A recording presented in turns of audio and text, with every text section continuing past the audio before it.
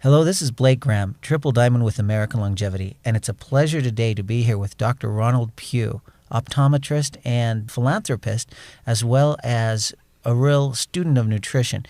Dr. Pugh, how are you this morning? I'm very good. Thank you for asking, Blake. Tell us a little bit about your background. I am an eye doctor. I've been seeing patients for over 30 years. I've had a chance to study extensively nutrition for more than 40 years, having a tremendous interest in nutrition because of my mother. My mother always had struggles with her health for as many years as I knew her. And so even in high school, in the health classes, I paid attention. In college, I paid attention. On my opportunity to serve other people worldwide, I've paid attention. And as I've found over the years, nutrition is so critical. It's exactly as Mom and Grandmother told us, we are what we eat. And it does make a difference. The fruits and vegetables are important. The new breakthrough within the last, I would say, 10 to 20 years is quality supplements that goes along with what the food lacks. It was brought to my attention back in the 90s when I read the Senate document 264 that goes back to 1936 that talks about how the land is lacking the minerals, therefore the food and the animals that eat the food and the people that eat the food and the animals are lacking minerals, and how important minerals and how important nutrition is to our overall body health, and how many mineral deficiencies and vitamin deficiencies cause physical problems. And with my mother having so many physical problems, when she went to the doctor, she had 2 pages of problems. And she didn't mention the big ones like diabetes and blood pressure and the obvious ones. These were all little pains and aches and problems and worries that she had. And so I've been very, very interested in finding what would have helped Mom. She died at age 75, so she's gone now. In the process, what will help myself, my siblings, my fellow man. I'm very interested in nutrition. Tell us a little bit about where you studied for optometry school. Now, I know you're not just an optometrist. You were actually the top of your class? Well, I wouldn't say grade-wise I was in the top of the class. I've always been high in my class academically. But in my optometry school, my class did honor me as picking me as the outstanding student as we graduated. When you're picked by your peers, it does give you a special feeling. But I had a chance to study optometry in Pacific University in Forest Grove, Oregon. And leading up to that time, I've been studying at 3 universities, one in Las Vegas, one in Provo, Utah, Brigham Young University. And then I did finish up my Bachelor of Visual Science, my Doctor of Optometry degree at Pacific University in Oregon. How long have you been in practice? I started my practice in Utah County in 1975, so I'm approaching 30 years. Now, in addition to practicing, you actually do optometry on a volunteer basis down in Mexico, and you've been doing that for a number of years. Tell us a little bit about your trips to Mexico. In 1983, I attended a World Congress, which was called the American Optometric Association. And in that World Congress, they pointed out that over half the world would live and die and never once see an eye doctor, never have eyeglasses, and everyone will have problems if they live long enough. And I had a desire at that point to share my talents, my skills with vision to help people to be able to see better. And so in March of 1984, I made my first trip to Mexico. I went with other doctors. We saw 3,200 people. We gave out thousands of glasses. And since that time, I've led the Utah Optometric Association, what we call VOSH, Volunteer Optometric Service to Humanity. I've led 25 trips and been involved with 25 trips to Mexico, taking, over the time, thousands of people and hundreds of thousands of glasses. Our most recent trip was in March of 2004, and we were able to see 2,800 people, able to give out 16,000 pair of free glasses. We're now working on a trip to Guatemala.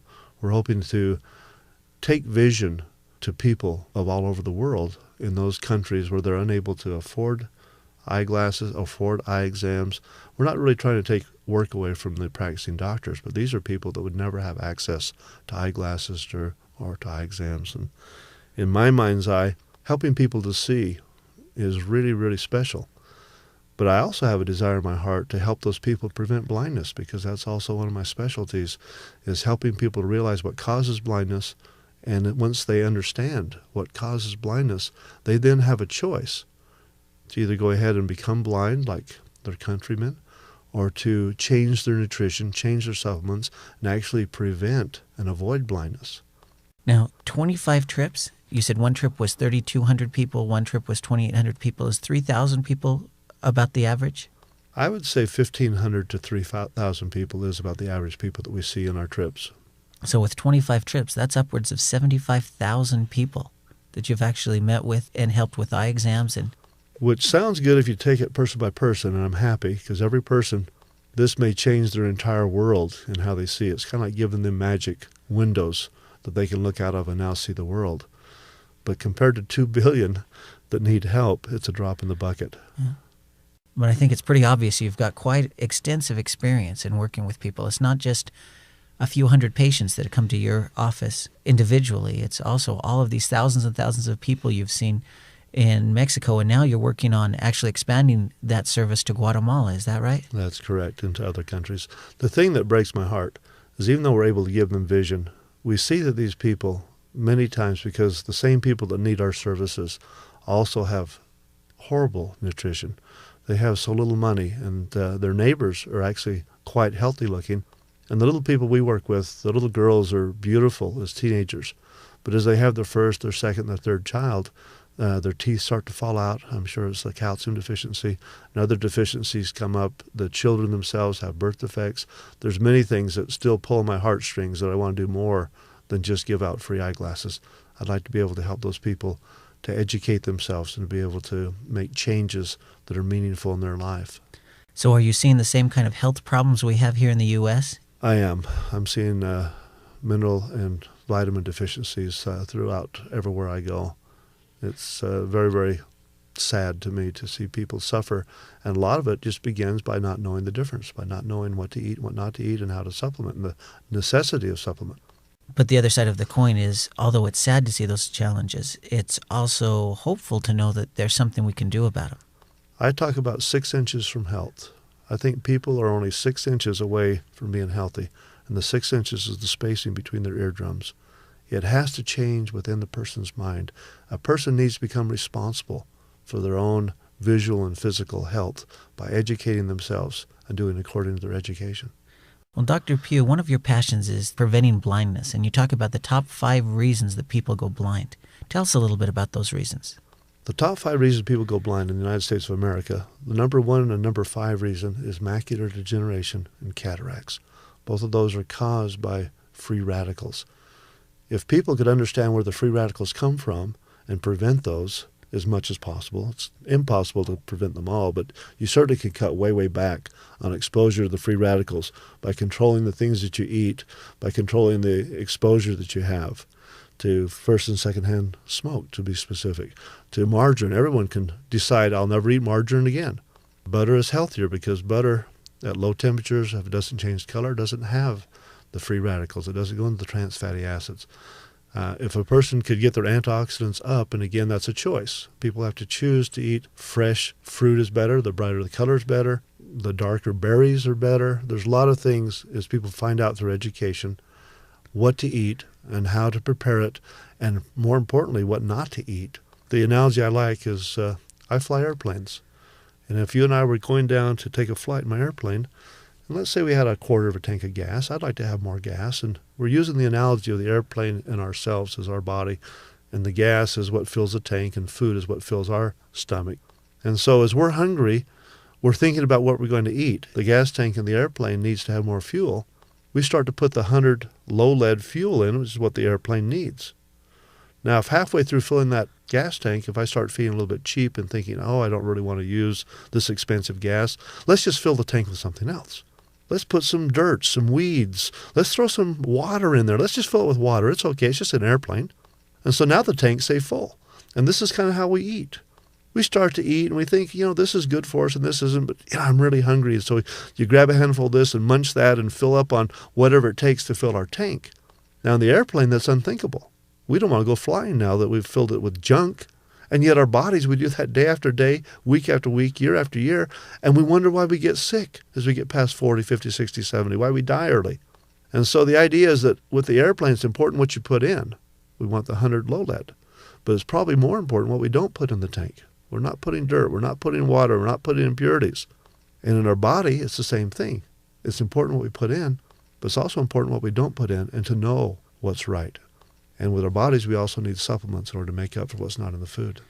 You've become quite a student of antioxidants in recent years. Tell us a little bit about free radicals and how antioxidants help protect us from this damage. I've been watching the reports in the newspaper, the professional journals. I even hear it in my professional meetings now about free radicals and antioxidants. 20 years ago, I didn't know anything about them. 10, 15 years ago, I started to hear a little bit. In the last 10 years, I've studied extensively. The free radicals are created as their molecules in their body have actions upon them. For example, something causes an electron to fly off, and the molecule becomes unstable. It becomes a free radical. Whatever caused that to fly off could be margarine. The hotter it is, the more free radicals it creates. It could be vegetable oil. The hotter it heats, the more free radicals it creates. It could be anything fried, first or second-hand smoke. It could be sunlight. It could be power lines. It could be a cell phone. It could be a microwave. It could be impure water. It could be the air, pollution. All kinds of things cause free radicals. And our body has free radicals running through our body, is causing cellular damage of tremendous proportions. Our cells get bombarded by free radicals to the point that if we weren't divine, if we weren't made by God, I've been told, and I believe, that if the free radicals were to overall and we had no antioxidants to offset them, that in 3 days we'd die. The antioxidants are the good guys. Those are the guys that are in the fruits, in the vegetables. They have extra electrons, and when they find a free radical, they give them the electron and settle them down before they can cause damage. And so the idea of good health would be to have your antioxidant level as high as possible, have your free radical level because of what you choose to take into your body and how you protect your body, to have it at low level, and so that at the cellular level, the free radicals are low, the antioxidants are extremely high, and it can take care of the problem before it really has a chance to begin. And on doing this, you're talking about anti-aging. We're talking about staying younger longer. We're talking about protecting from cataracts, from macular degeneration. We're talking about cancers. Most cancers. I mean, people, I've heard as many as 30 or 40 cancers a day are started in the average person. And if a person had the antioxidant level high enough to solve those before they ever got out of proportion, before they got away, before the body was able to handle those, the body could go in and actually nip those in the bud, stop the cancer when it's at a cellular, just one molecule stage, one cell stage, and we could prevent many of the horrible things that people are now experiencing. All kinds of degeneration of the different body parts. Well, if we're getting free radicals, even from the oxygen in the air we breathe, then I think it's probably impossible for us to completely eliminate the free radicals. But you said a great strategy is to reduce your exposure to free radicals by taking the things out of your diet that shouldn't be there. And That's you correct. mentioned margarine and vegetable oil, fried foods, burnt animal fat. Burnt animal fat. Butter is good, but if you heat it too hot, if it starts to change color, it turns into trans fatty acid, turns into free radicals. First and second-hand smoke are horrible. The numbers are astronomical from one cigarette, first or second-hand. Wow. And so it's one of those things that we have to have the antioxidants, and God has placed the antioxidants in the bright-colored fruits, especially in the skin of those fruits, especially in the berries, especially in the dark berries, and even chocolate is coming in as a wonderful source of antioxidants. Chocolate on the ORAC, which is the oxygen radical absorption capacity, it comes in at over 13,000. An orange will come in at 750.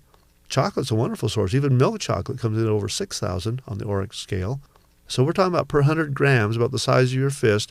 If you eat 100 grams of dark berries, you get like 2,400 rating for your ORAC. You eat an orange, you're getting 750. You eat dark chocolate, you get over 13,000. And so the idea is to eat the quality fruit, eat the quality vegetables. Your green leafy vegetables are high. Your spinach, your chard, your kale, very, very high on the ratings. And so the darker the leaf of the green and the brighter the color gives you more and more antioxidants. But supplementing is very important. Eating the fruit and vegetables is a good source, but people that really want to get their antioxidant level as high as possible, supplement. And you're talking about green tea extract, you're talking about grapeseed extract, you're talking about extra vitamin A, vitamin E, vitamin C, zinc, encapsulating chocolate that's so bitter you couldn't eat it, but it's so pure that if you took it as a capsule, you'd get that wonderful antioxidant value right into your system. Now, you mentioned dark chocolate, and I know a lot of people are going to be excited to hear that they can eat chocolate. Does that mean people should just go out there and eat more chocolate candy bars? Let me tell you about chocolate and other foods. You take chocolate, and it's God-made, and you add to it pollution. You're talking about the waxes, you're talking about the refined sugar, you're talking about the hormone milks. You hit the pollutions, and now you've made it where it shouldn't be eaten. You take an egg. God made it, it's good. But you fry that egg, and now you've filled it with free radicals. It's not good. You take meat. It's good. Meat sparingly won't hurt you, especially if you're supplementing properly. But if you overcook that meat, now you turn into trans fatty acids. You're creating more free radicals. And overcooked meat will actually increase cancer by 462%. And so it becomes carcinogenic. And so you can take something good and you can ruin it. Or you can take it the way that God created it, and maybe with a little bit of preparation, you can make it good for you or even better for you. Man tends to screw things up. God tends to make things so they're good for you. Now, if somebody's just eating a good diet, say they really consciously try to eat lots of dark green leafy vegetables and lots of the dark berries, are they getting enough antioxidants just from the food they eat? They definitely are better off by controlling what they eat, by eating the good stuff and staying away from the bad stuff. But I truly believe that supplementation is critical, necessary, important. It has to be. In our day and age where we live, we have to supplement. You don't know what you're getting. You don't know what you're not getting. Personally, I like to eat like there are no supplements. But then I like to supplement like I'm eating tree bark and leaves, because I'd rather have double than nothing. So I'm very careful what I put in my body, and I'm very careful to supplement each time as I take food, because I'm eating now to live. I want to be able to stay to do as much good as I can on this earth for as long as I can and feel as good as I can. I truly believe I can get to 100 without aches and pains. When you talk about supplements, is there a difference in the quality of different supplements, or are all supplements essentially equal? I've done quite a bit of study on this. I've tried different supplements. I've looked up the literature. I believe there's about 1,900 supplements on the market. And out of those, I only know of a handful that are worth taking.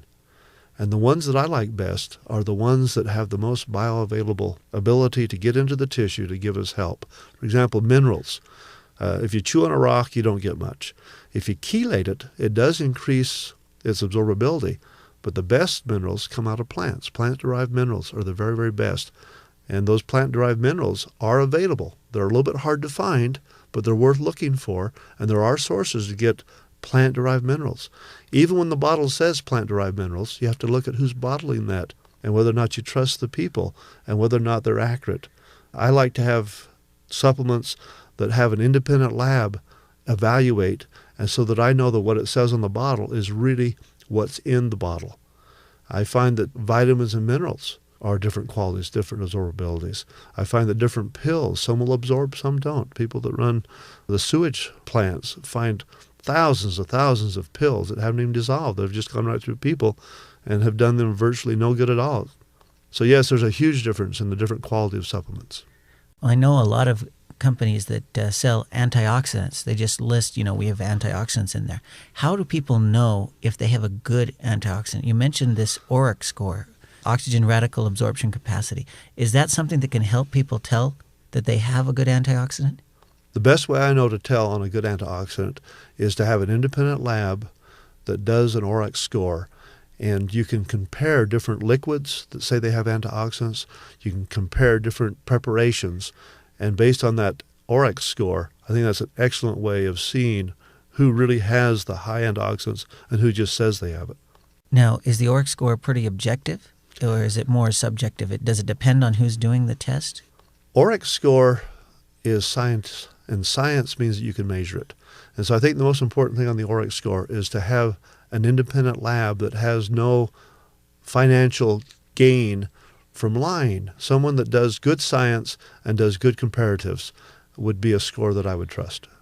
Dr. Pugh, what are some of the diseases or health challenges, the problems that are associated with free radical damage and the lack of antioxidants? As an eye doctor, the two concerns I have specifically is macular degeneration, the number one cause of blindness, which now by all the eye doctors of America in their literature, the American Optometric Association and the Journal of the American Optometric Association, October 1998, said that certain antioxidants, vitamins, and minerals in twice-a-day dose of antioxidants and diet, low-fat, high complex carbohydrate, meat sparingly, moderate protein, and lots of green leafy vegetables and fresh fruits would actually prevent macular degeneration. I've seen 11 of those come back. I had my first experience a few years ago where I gave this article from the American Optometric Association to a young lady, and her father was so blind because of macular degeneration, he couldn't drive. She came back a year and a half later, and because of the story she told me, I brought my son-in-law in, who was kind of a skeptic. I says, Doug, come and listen to this story. And the young lady said, my father did exactly what the article said. He added the antioxidants, he did the vitamins, the minerals, the supplements, he changed his diet, and now he's able to drive day and night. His vision has come back. That's the first time that I personally had ever heard of macular degeneration being reversed. Prevented, I think the eye doctors accept that. Even in the Archives of Ophthalmology, October 2001, it talks about 19% of 3,640 people showing that they could slow down or prevent age-related macular degeneration. But reversing it, that one is exciting. Preventing is exciting. Reversing is exciting. Cataracts is another thing that I worry about. Every person I've ever seen, age 65 and older, has cataracts more or less, or else have been removed. Cataracts seem like they're inevitable. And that's in Mexico and the United States. And yet, people that do their antioxidants, get them up to a sufficiently high level, take their free radicals down, eat properly, I believe cataracts are preventable, and I've seen 3 reverse. I'm hoping to see a whole bunch reverse. I'm planning not to have them myself because I've got my antioxidants high, keep my free radicals down. I pay attention to my diet all day, every day. Cancer is a concern. Everyone in my family has had cancer. I grew up in southern Utah where, because of the testing of the Nevada test site, we had lots of fallout and people have cancer. With antioxidants, you can stop cancer. You can slow cancer down. You can reduce cancer. Aging process. I haven't found anybody yet that wants to get old, that wants to get wrinkled, that wants to turn from a plum to a prune. I haven't seen people that like to have all the aging process and the degeneration that comes with aging. Free radicals is what causes a lot of those problems throughout the whole body. Antioxidants nip it in the bud, slow it down. Can't prevent it completely, but you certainly can slow it down, and it's worth doing. Actually, seeing people who have had their macular degeneration or their cataracts reversed, was that hard to accept as a doctor? I know most of the time we hear about prevention and not actually about diseases reversing. I haven't heard very many people talk about diseases reversing. As I talk to the doctors in the hall, I am getting doctors that says, yes, I saw macular degeneration reverse, I saw cataracts reverse, but I haven't heard it preached. I haven't heard it talked about at the head of the seminar. A month ago, I was at my Utah Optometric Association meetings, and the gentleman that was giving the lecture said that with vitamin C alone, cataracts can be prevented 57% of the time. Vitamin C is an antioxidant. It's a good antioxidant. But you get a green tea that's 100 times more powerful. You get a grapeseed extract, which is 100 times more powerful. And yet you can reduce it with vitamin C 57%. But I still haven't heard them talk about reversals. I'm watching reversals. I'm believing in reversals. But you don't hear it taught by the other doctors. But they are starting finally to talk about prevention. They talked in the American Optometric Association meetings in 1987.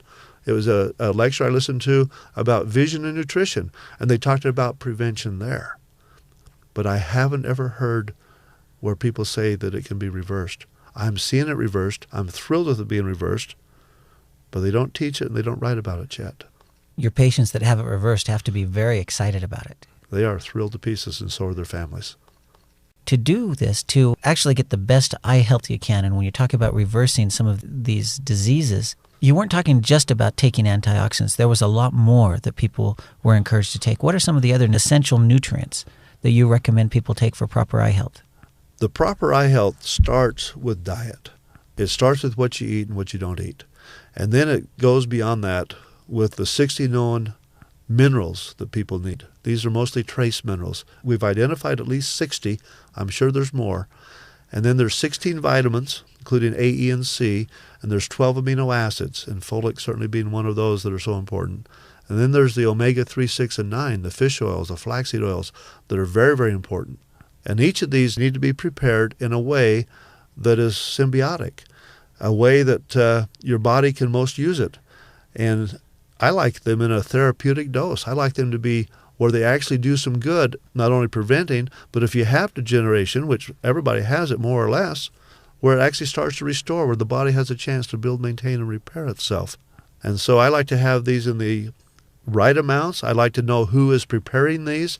I like to know that the essential fatty acid has been protected from heat, from light, from oxygen, that they're paying attention as they combine these different vitamins and minerals and amino acids and essential fatty acids. And that what it says on the bottle is really what is in the bottle. What it says on the capsule is really in the capsule. People that have these preparations tested by independent labs and have the proof so that they know that what it says is what it is, and they have the integrity to keep and maintain that. Now, when you mentioned, you called it therapeutic doses, is that a lot higher than like the RDAs? The RDAs is made to keep a little soldier, 17 years old, alive as he gets off the boat in World War II until the Germans can shoot him, until the Japanese shoot him. We're talking about just barely keeping prisoners alive. That's not my idea of thriving. That's the minimum. I don't want the minimum.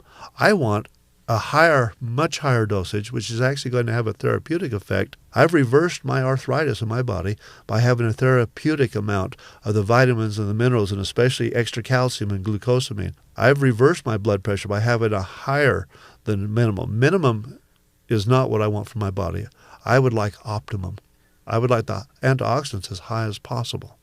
So when you started getting all of the essential nutrients, you said you saw a difference in the symptoms of arthritis as well as your blood pressure came down. Did you notice any difference in weight loss? I've noticed I haven't gained a pound since 1987. And 1987 is the same time when I started paying attention to not only eating, but quality eating, cutting out the bad stuff, eating the good stuff. I didn't start adding in supplements until 96. It took me until 96 to realize that I needed to supplement with the vitamins and the minerals and the amino acids.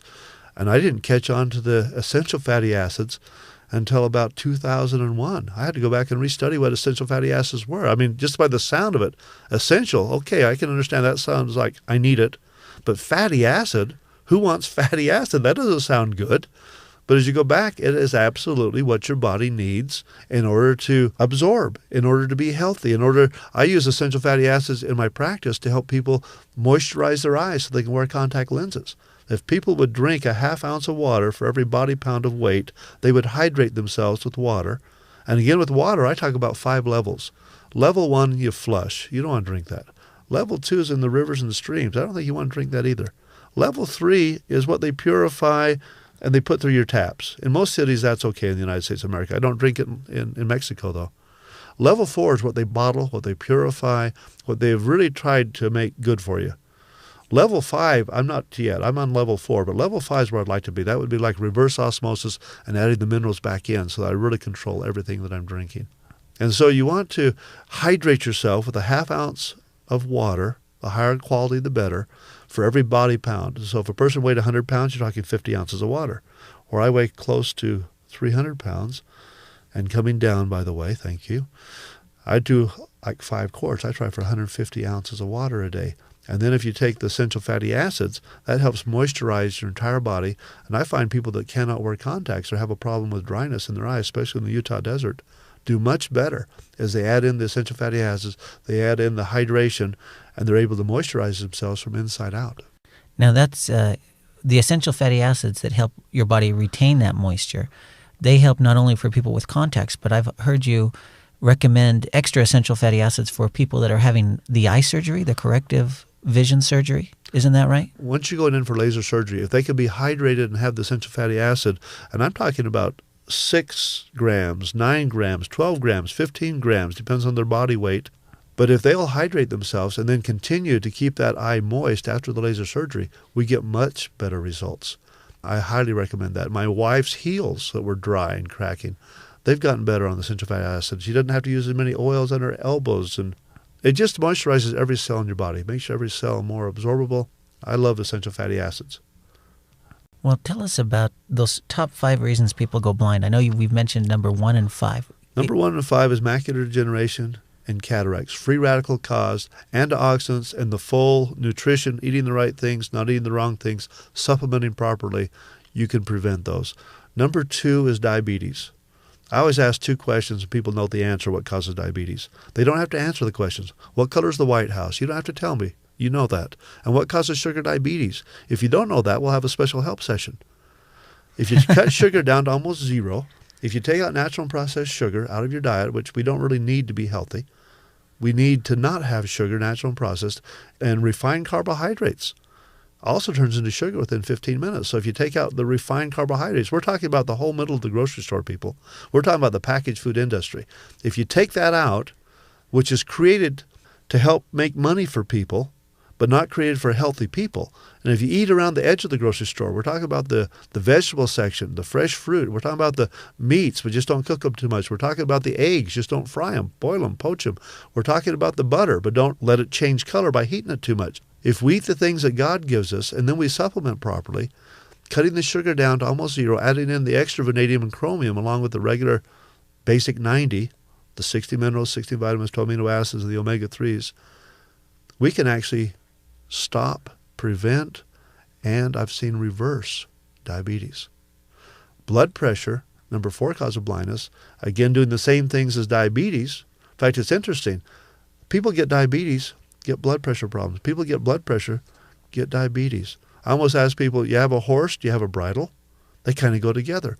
Diabetes follows blood pressure. My brother had blood pressure for years. Now, what a surprise, he has diabetes. Mom and dad had blood pressure for years. They developed diabetes. And so you do about the same thing for the blood pressure. You eat properly, avoid the bad stuff, eat the good stuff, supplement properly, add in extra calcium.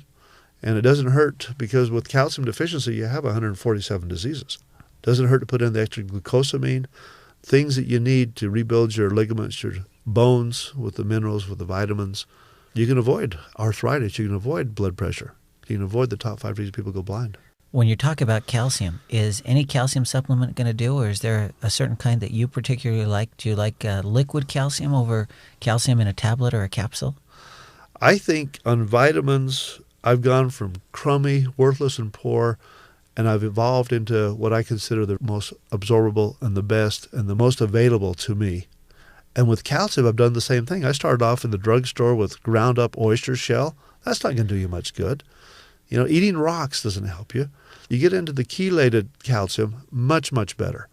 But if you get into the plant-derived calcium that's been designed specifically to help people, that's the part that I like best, and that's what I do myself, is I do a liquefied calcium that has extra positive charge, so it has the ability to go in my body and to help overcome the arthritis. I've now reversed that in my body. It helps to do away with the bone spurs. I've now reversed that in my body, and it helps it be more available. So I like the plant-derived calcium that is put together, and it's not just calcium only. It's symbiotic with calcium, with magnesium. It also has boron. It also has MSM. It has the things that we need in order for the body to assimilate, to reverse the processes that are going bad, to help build the bones, to help digest the food. You have to have calcium to digest your meat. You've actually seen bone spurs go away? In my foot, yes, indeed. Wow. Thankfully. Very painful. Didn't want them, still don't want them, glad they're gone. Wow, that's impressive. Very impressive. You've got a lot of patients that need eyeglasses or want contact lenses, and I think it's probably safe to say the majority of America doesn't think that they're going to go blind. You know, it's not something that we wake up in the morning and says, well, I'm going to go blind. Obviously, there's some people that struggle with it, but does this nutrition, getting all the essential nutrients, can that help people even that aren't worried necessarily about blindness, but just maybe don't want their eyesight to get worse, so they have to, keep getting stronger and stronger corrective lenses? Have you found that the nutrition helps with everyone, with all of your patients? I would recommend that if people are going to drive a car, they put quality oil and gas in, and it helps their car go. If they're going to fly an airplane, you want to put the oil in, you want to put the gas in, and you want to pay particular attention, because with a car, your car breaks down, you pull over. You're in an airplane, you're in a lot of trouble if the engine quits. We're talking about our bodies here. We're talking about our bodies. And even though it runs on junk most of the time, because that's what we put in it, and it's amazing that it runs as well as it does, why would we want to not put in the best that we can? Why not give our bodies the best building materials they can? And it comes with nutrition. It comes with what you eat. But since what we eat is no longer complete, we have to supplement.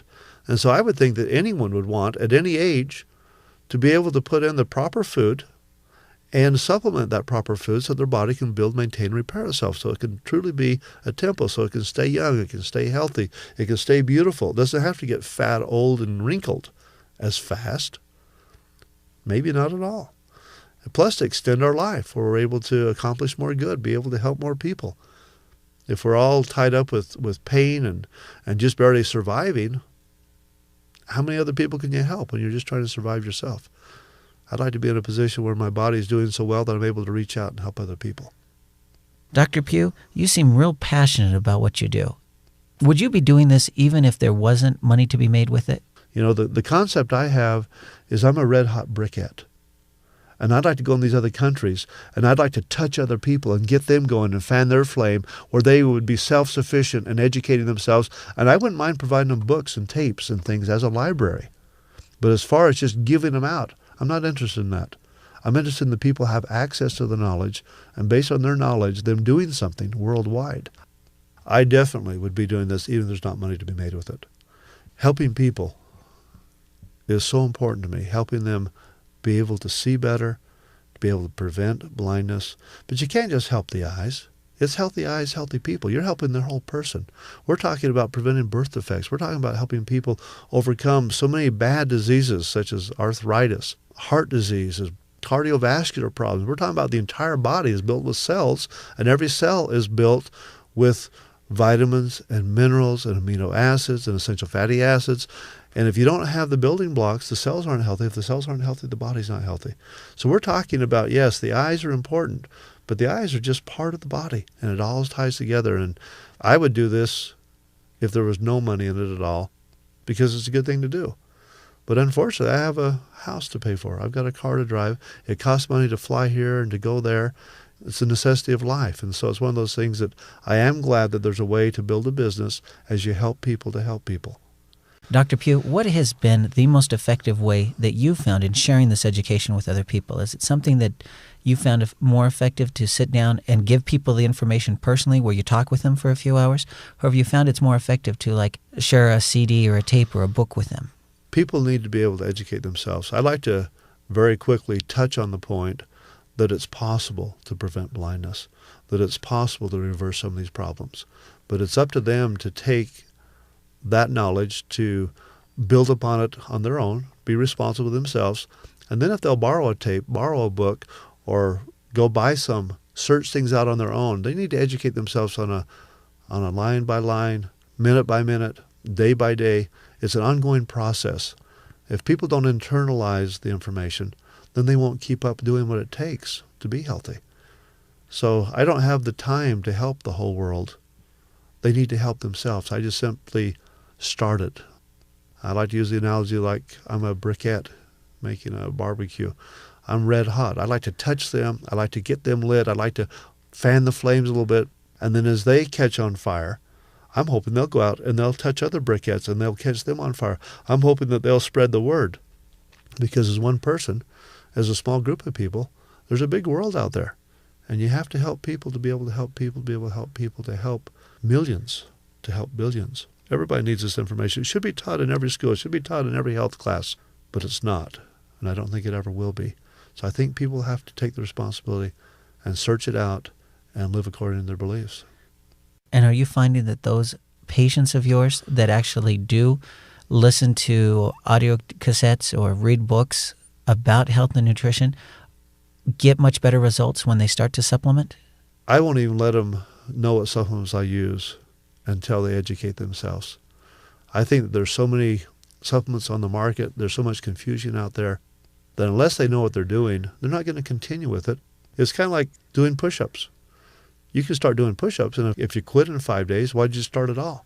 If you quit in 3 weeks, why do you start at all? This is something that's a lifestyle. This is a lifetime commitment. This is something that as long as your heart beats, you need to have the building blocks if you're going to be healthy. And so it's something that if people will educate themselves to make it a lifestyle, supplementing and eating properly, tremendous, tremendous possibilities. But if they only do it for a week or two or a month or two, why even start? So you're talking about a lifestyle change. I'm looking for a lifestyle change. I'm talking about the 6 inches between the eardrums. They're 6 inches away from health. Well, how long do people need these essential nutrients? Only as long as they breathe, only as long as they need oxygen, only as long as their heart beats. Well, Dr. Pugh, thank you so much for your time today. We appreciate your passion and all of the education that you've shared with us. And hopefully the people that listen to this will become those briquettes where they go out and share this with other people, and together we can make a bigger difference in the world. I am passionate about what I do. If I had my wish, some genie came to me and says, Ron, just name your wish, I'll grant it to you. I say, Genie, where have you been all my life? I've been looking for you. What I wish is for every person on earth to take the personal responsibility for their physical health, to search it out, to find the best, and then to do the best based on their beliefs. And if the genie granted that to me, I'd have to find something else to do, because that's what I'm going to do for the rest of my life, is help people become responsible for their own health. And have you found that by improving their physical health, that people's emotional health seems to improve as well? And their spiritual health.